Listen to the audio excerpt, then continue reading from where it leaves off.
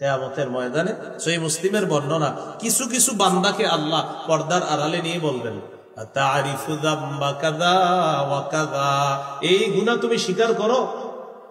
3 বার স্বীকৃতি নেওয়ার পর আল্লাহ তাআলা বলবেন, তোমার কিছু ভালো আমল আমার পছন্দ, যাও আমলনামা ডান হাতে দিয়ে দিলাম, পর্দার আড়ালেই ক্ষমা করে দিলাম।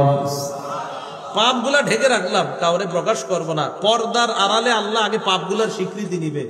এইগুলা করছো তুমি, স্বীকার করবে আল্লাহ, ঠিকই তো আমি এগুলা করছি। তখন আল্লাহ কিছু ভালো কাজ, এটার বিনিময়ে আল্লাহ মায়া করে দয়া করে তার ডান হাতে আমলনামা দিয়ে পর্দার আড়ালে মাফ করে বলে দিবেন, যাও বাহিরে এগুলা বলা দরকার নাই, আমি আল্লাহ তোমার পাপগুলা গোপন করি রাখলাম। নবী বলেন, আমার উম্মতের সমস্ত পাপীদেরকে আল্লাহ মাফ করে দিবেন, আমার আশা। তবে যারা গুনাহ প্রকাশ করে বেড়ায় তাদেরকে আল্লাহ মাফ করবে না। যারা গুনাহ বলে বেড়ায়, প্রকাশ করে বেড়ায়, তাদেরকে মাফ করবে না। নবীজি বলেন, আমার উম্মত বোকার মতো রাতের বেলা গুনাহ করে, সকাল হওয়ার পর বন্ধুদেরকে বলে বেড়ায়, আমিলতুল বারিহাতা কাযা ওয়া কাযা, আমি রাতে এই পাপ করেছি, এই নাটক দেখছি, এই সিনেমা দেখছি। বন্ধুদেরকে বলে বেড়ায়, চা দোকানের সামনে বলে বেড়ায়, হ হ হ এই নাটকটা আমিও দেখছি।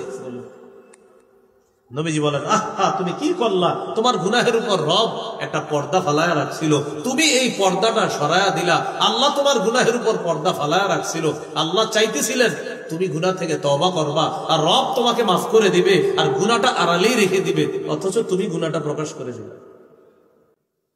কিয়ামতের ময়দানে সহিহ মুসলিমের বর্ণনা, কিছু কিছু বান্দাকে আল্লাহ পর্দার আড়ালে নিয়ে বলবেন, তারিফু যামবা কাযা ওয়া কাযা, এই গুনাহ তুমি স্বীকার করো। 3 বার স্বীকৃতি নেওয়ার পর আল্লাহ তাআলা বলবেন, তোমার কিছু ভালো আমল আমার পছন্দ, যাও আমলনামা ডান হাতে দিয়ে দিলাম, পর্দার আড়ালেই ক্ষমা করে দিলাম।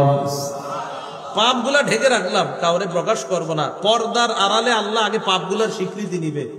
এইগুলা করছো তুমি, স্বীকার করবে আল্লাহ, ঠিকই তো আমি এগুলা করছি। তখন আল্লাহ কিছু ভালো কাজ, এটার বিনিময়ে আল্লাহ মায়া করে দয়া করে তার ডান হাতে আমলনামা দিয়ে পর্দার আড়ালে মাফ করে বলে দিবেন, যাও বাহিরে এগুলা বলা দরকার নাই, আমি আল্লাহ তোমার পাপগুলা গোপন করি রাখলাম। তো আপনি কি করলেন? দুনিয়াতে বলে বেড়াইতেছে সবাই, দুনিয়াতে আপনি বলে বেড়াচ্ছেন সবাইকে পাপ, পাপ সবাইরে বলে বেড়ানো যাবে না। এখন তো পাপ বলে বেড়ানোটা একটা ফ্যাশন হয়ে গেছে। পাপ বলে বেড়ানো এটা একটা ফ্যাশন হয়ে গেছে, পাপ বলে বেড়ানোটা এটা একটা ফ্যাশন হয়ে গেছে। বৈশাখ, ফেব্রুয়ারি এগুলো আসলে দেখবেন যে পাপ ফেসবুকে মানে আপনার গর্বের সাথে বলে বেড়ায় পাপ।